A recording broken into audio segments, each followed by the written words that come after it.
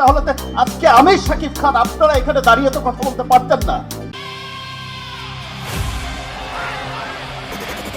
টাকা দিবেন, টাকা ফেরত চাই। আমার লাইফে এমন বাড়ি ছবি দেই নাই। একেবারেই হতাশ আসলে। বরবাদ, তুফান, তাণ্ডব এই মুভিগুলো দিয়ে সাকিব খান যে একটা হাইপ উঠছিল, প্রিন্স তাকে অর্ধেক নামাইছে, আর এটা হচ্ছে তার চেয়ে ডাবল ডাবল ডাবল বেশি নামাই দিছে। মানে ফালতু হয়েছে মুভি, একবারে ফালতু। খুব বাজে, নেশা পানি দেয়।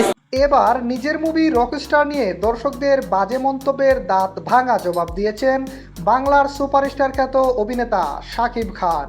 জানা যায়, বাংলাদেশের সুপারস্টার খ্যাত শাকিব খানের রকস্টার মুভি দেখে অনেক দর্শক বিরূপ মন্তব্য করেছেন। মুভিটা দেখে কেউ কেউ সাংবাদিককে মজার ছলে বলেছেন আমার টাকা ফেরত দেন, কেউ বলেছেন মুভিটা অনেক বাজে। আবার একজন দর্শক খুব কঠোর মন্তব্য করেছেন। তিনি বলেন, শাকিব খান তুফান আর বরবাদ সিনেমায় যতটা সফলতা পেয়েছেন তার অর্ধেক ডুবিয়েছে প্রিন্স আর ডাবল ডুবিয়েছে রকস্টার মুভি।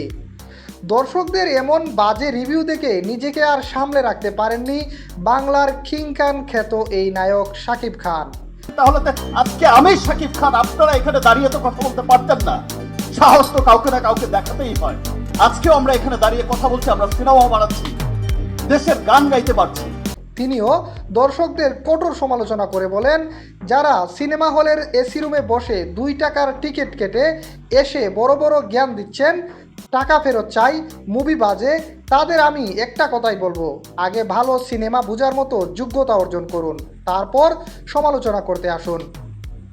আপনারা বলেছেন প্রিন্স আর রকস্টার নাকি আমার তুফান আর বরবাদের সাফল্য ডুবিয়েছে। কি অদ্ভুত আর মূর্খতার মতো কথা। শাকিব খান কোনোদিন ডুবে না, আর শাকিব খানের সিনেমাও কোনোদিন ফ্লপ হয় না।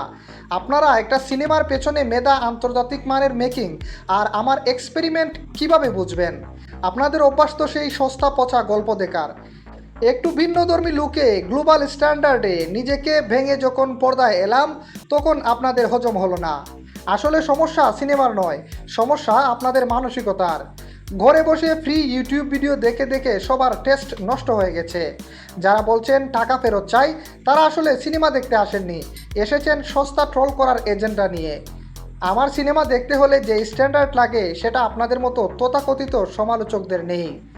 মনে রাখবেন, এই ইন্ডাস্ট্রিকে শাকিব খান একাই বুক চিতিয়ে লড়াই করে আজ এই পর্যায়ে এনেছে। আমি যখন তুফান দিয়ে ইতিহাস গড়ি তখন তালি বাজান, আর একটা এক্সপেরিমেন্টাল সিনেমা একটু এদিক ওদিক হলেই কামড়াতে আসেন। এই ধরনের অকৃতজ্ঞ দর্শক নিয়ে সিনেমার উন্নয়ন সম্ভব না। প্রিয় দর্শক, দর্শকদের এমন বাজে সমালোচনা নিয়ে কিং খান খ্যাত শাকিব খানের এমন মন্তব্য আপনি কতটুকু সমর্থন করেন? আপনার মূল্যবান মন্তব্য জানিয়ে দিন আমাদের কমেন্ট বক্সে।